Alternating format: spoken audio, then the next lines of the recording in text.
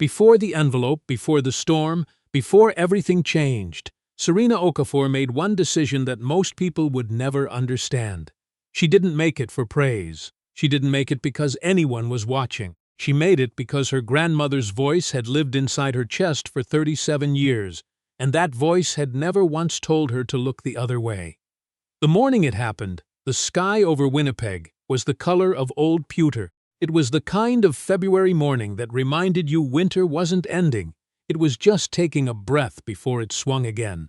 The temperature had dropped to -28 overnight, and the sidewalks along Portage Avenue were glazed in a thin sheet of ice that caught the light like broken glass. Serena had been awake since 5, not because of the cold, because of the letter on the kitchen table, the one with the Manitoba Hydro logo in the top left corner and a red final order stamped across the front. She'd read it 3 times the night before. She knew the number. 2 months overdue. They had 14 days before the heat got cut. She got dressed in the dark so she wouldn't wake her daughter, Cora.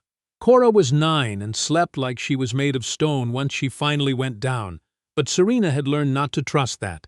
Kids have a sense for when something is wrong. They feel it in the air before they understand it with words. Serena pulled on her coat, the brown one, not the good one. The good one was for job interviews. This one was for everything else. She worked the early shift at Midway Linen Services, 6 to 2:30, folding and sorting industrial laundry for hotels and care homes. It paid $17.40 an hour. She'd been there 4 years. She knew every stain by texture. The bus came at 5:58. She stood at the stop on McPhillips Street, with her hands buried in her pockets, watching her breath disappear, thinking about Cora's new school shoes, the ones with the sole starting to peel on the left foot, and whether she could wait another 3 weeks before doing something about it. She was thinking about the shoes when she saw it. It was tucked halfway under the metal leg of the bus shelter bench. A cream-colored envelope, letter-sized, sealed. No address on the front. Just a name, handwritten in dark ink, in handwriting that looked practiced and deliberate. Warren Colson III. She almost didn't pick it up. Her first thought was that someone had dropped their mail.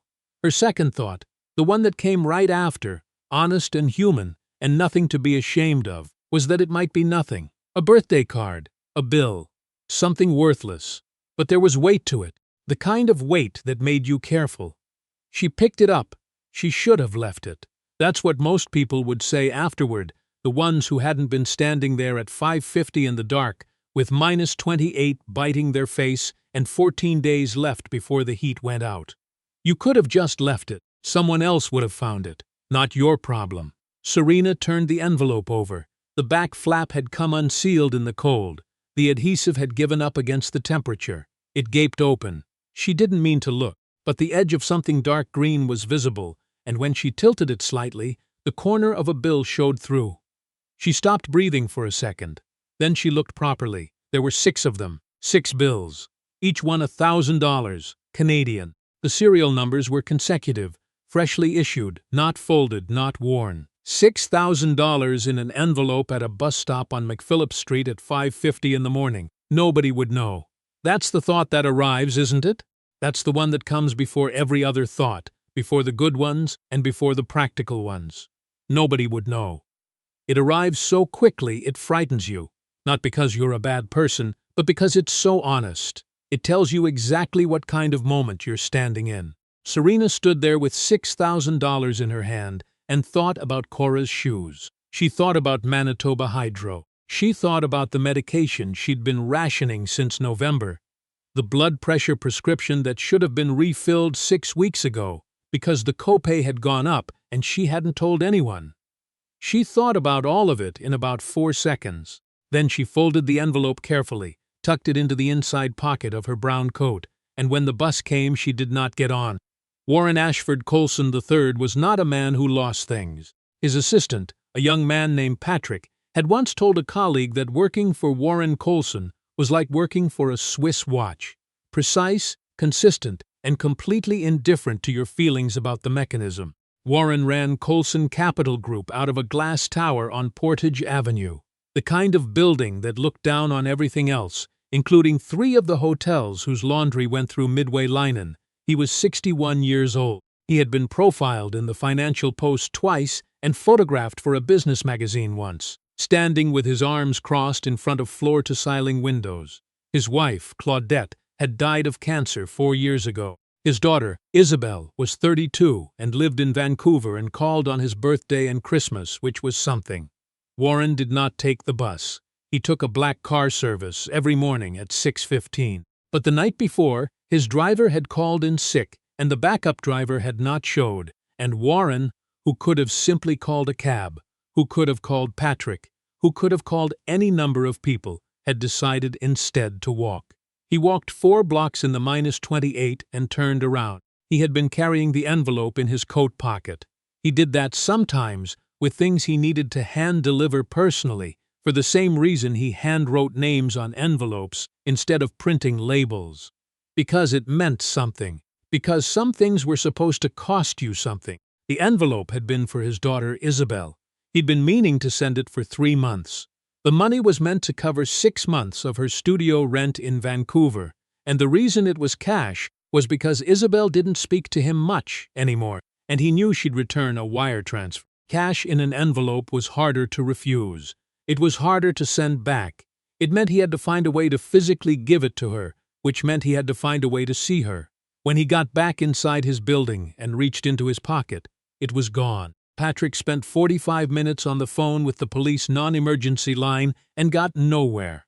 Warren said very little. He sat in his office chair and looked out at the city and understood that the money was gone, and that this was not a particularly important loss in financial terms, and that it was devastating anyway, for reasons that had nothing to do with money. He did not expect to hear from anyone. Serena found the address on the Colson Capital website. She recognized the name. Everyone in Winnipeg who'd read a newspaper in the last decade recognized that name. She stood outside the glass tower on Portage Avenue at 8:15 in the morning, in her brown coat, with her ID from Midway linen still clipped to her collar because she'd forgotten to take it off, and she felt the full absurdity of what she was doing. The security desk was polished granite. The guard behind it was a broad man in his 50s who looked at her the way certain people look at other people, like they're calculating how much time they're about to waste. "Can I help you?" he said. "Not a question. I'm here to see Warren Colson," Serena said. "Do you have an appointment?"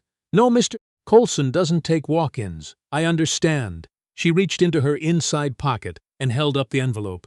"I found something that belongs to him. I'd like to return it." The guard looked at the envelope. He looked at her work ID badge. He looked at the envelope again. "You can leave it with me. I'd prefer to give it to him directly." There was a pause that stretched long enough to become uncomfortable. "Ma'am," the guard said. "I'll wait," Serena said. She sat in one of the low chairs by the window and waited. She watched people come through the lobby in wool coats and good boots, carrying coffee cups with lids. She watched them not look at her. She'd brought nothing to read. She didn't check her phone. She just sat, with her hands folded in her lap and the envelope safe in her pocket, and she waited. 40 minutes later, Patrick came down. He was young, late 20s, with the look of someone who'd been told to make a problem go away efficiently. He introduced himself, smiled the way people smile when they're being professionally polite, and held out his hand for the envelope. "I really appreciate you coming in," he said. "I can take that to Mr. Colson. I'd like to give it to him directly," Serena said again. Patrick blinked. "I'm his executive assistant. Anything you give me goes directly to. Then he can come down," Serena said. "I'll keep waiting." She said it without heat. She said it simply, the way you state a fact about weather. Patrick stood there for a moment, recalibrated something internally, and went back to the elevator. 11 minutes later, the elevator opened and Warren Colson walked out. He was taller than the magazine photos suggested. He had the particular posture of a man who had been told he was important for so long that his spine had accepted it. He walked toward her with the careful neutrality of someone expecting either a scene or a scam, and he stopped in front of her chair. Serena stood. "Mr. Colson," she said. "That's me," he said. She took the envelope from her pocket and held it out. "I found this at the bus stop on McPhillips at Jarvis this morning. Your name was on it. I thought you should have it back." Warren took the envelope. He looked at it for a moment without opening it. His face did something complicated that wasn't quite emotion, and wasn't quite the absence of it. "It's all there," Serena said. "I didn't open it." The flap came loose in the cold. He opened it anyway. He counted. Then he looked at her. "It's a lot of money," he said. "Yes," she said. "Why did you bring it back?" It wasn't an accusation. He genuinely wanted to know. Serena had thought about how to answer this on the bus ride over, and she'd decided to be honest. "Because it had a name on it," she said. "That means it was meant for someone. And I figured whoever it was meant for probably needed it for a reason." Warren looked at her for a long moment. "You work at Midway Linen." She glanced down at her badge.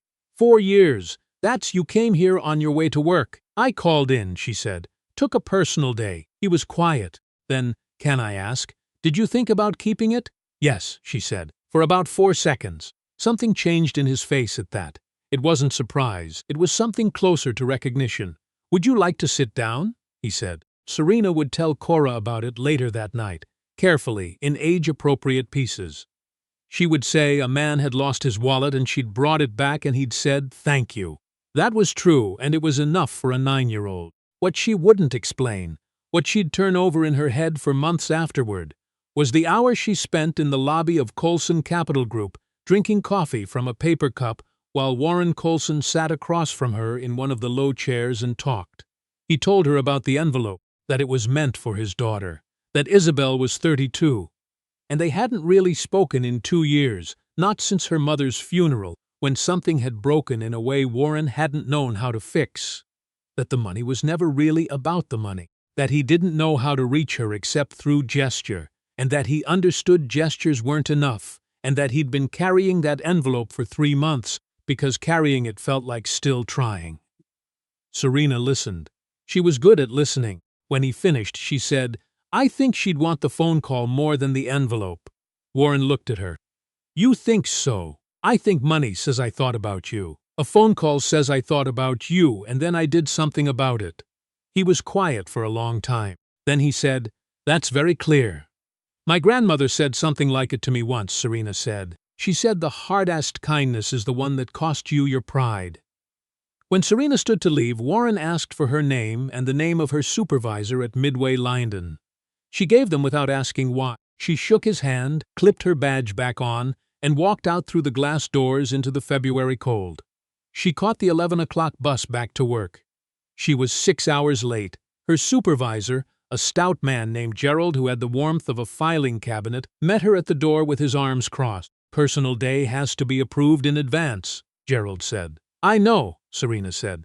"I'm sorry. You're docked for the morning. I know." She put her coat on the hook and went to work. 3 days later, Gerald called her into his office at 2 o'clock with an expression she'd never seen on him before. He looked like a man who had just been told his opinion of something was wrong.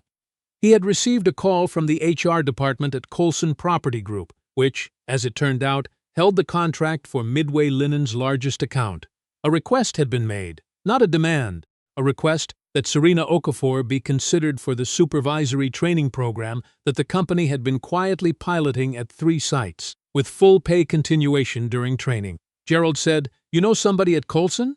Serena said, "I returned a lost item." Gerald looked at her for a moment. "Right," he said. She went back to the floor. She folded linen for the rest of her shift, same as always. The training program started in April. Serena finished in 6 weeks. She was offered the floor supervisor position at the St. James facility, a facility twice the size of Midway, with a full team under her, and a salary that, after 4 years of $17.40 an hour, felt like a different language. She called her mother the night she got the offer. She did not call it luck. Her mother, who had raised 4 children in a 2-bedroom house in North End, and worked nights at Health Sciences Center for 22 years, and never once told her kids that life was fair, but also never told them it was hopeless. Her mother said, "Baby, that's not luck. That's the bill coming due." Serena took the job. She paid the Manitoba Hydro bill the same week. She bought Cora new school shoes, not the bargain ones, the good ones, the kind with the proper arch support that the school had been gently suggesting for a year. She refilled her prescription. She did these things in the same week, one after the other, like clearing a table.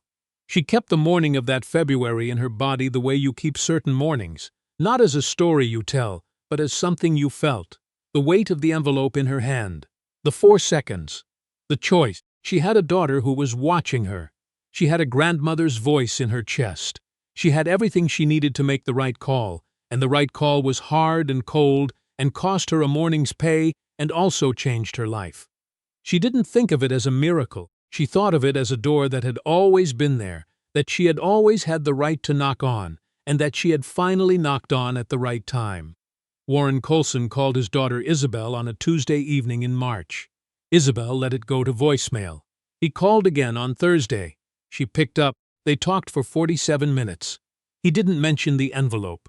She didn't ask about the money.